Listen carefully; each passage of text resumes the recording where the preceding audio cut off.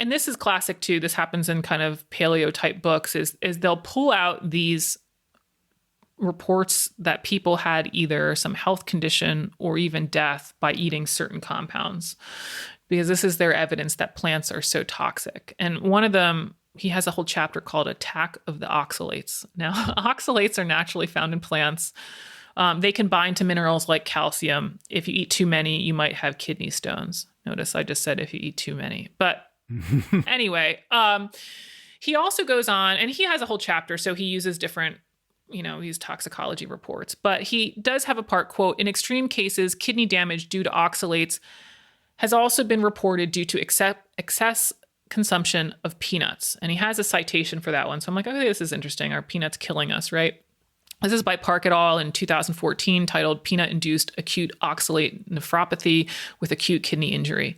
And so it's this report of this 44-year-old man who had acute kidney injury after eating peanuts. And of course, at first you read the book, and even if you go to check the study, you're like, oh my God, this is crazy. Like, I'm going to hurt my kidneys by eating peanuts. Mm-hmm. The first thing about these kind of toxicology case reports is you have to remember why something is published. Research tends to have a bias for anything that's new or different. It's just kind of like a newspaper. Like, you're not going to keep reporting like everything's going fine today. Like, fruit's still good for you. Fruit's still good for you. Like, you don't get a lot of interest, right? So you kind of want to think about the literature the same way, because they're trying to show something novel or different or be too aware of. Like, can you imagine the number of case reports we would have in a journal if they were going to tell us every time somebody ate peanuts and was fine? Like millions of articles per day, right? So no, we get like the crazy extreme outliers, okay? So that's the first thing to know, is like these toxicology reports exist so that doctors or scientists can be like, wow, this is really interesting and rare. Like, what do I have to know about the kidney, But I also want to read you this part about this individual who had acute kidney injury, because again, Saladino's using this evidence to suggest to you that peanuts are harmful. And this is what he's using. And so this 44-year-old man visited the emergency room. He had persistent vomiting and diarrhea. He had been diagnosed with diabetes, hypertension, and coronary artery disease several years ago. He had normal renal function all when he was, several years ago. And they also tell you his medications. He's on a couple blood pressure medications. He's on aspirin, and he's also on a statin for cholesterol.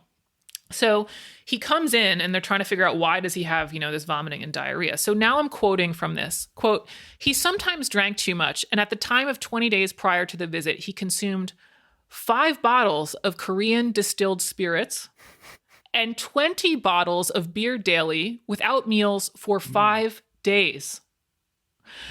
During this period, he only consumed peanuts at 130 grams or more per day. Since then, he started to vomit and had diarrhea. The symptoms worsened for 15 days until the visit, end quote. Okay. Okay. So this is the evidence that oxalates and peanuts are harmful. I mean, what you should take away from this article, Patrick, is that you should not consume 5 bottles of distilled spirits combined with 20 bottles of beer a day for 5 days without eating, also combined with the fact that you're on a slew of meds. I mean, like, how relevant is this to anybody? I mean, how relevant is that to cite that to somebody that nuts are harmful? I mean, he uses some other extreme examples. Somebody goes on a green smoothie cleanse. They also happen to have kidney disease, had a gastric bypass, and antibiotic use that kind of changes their context. But it just really bothers me because, like, this is his evidence to tell people that peanuts are harmful.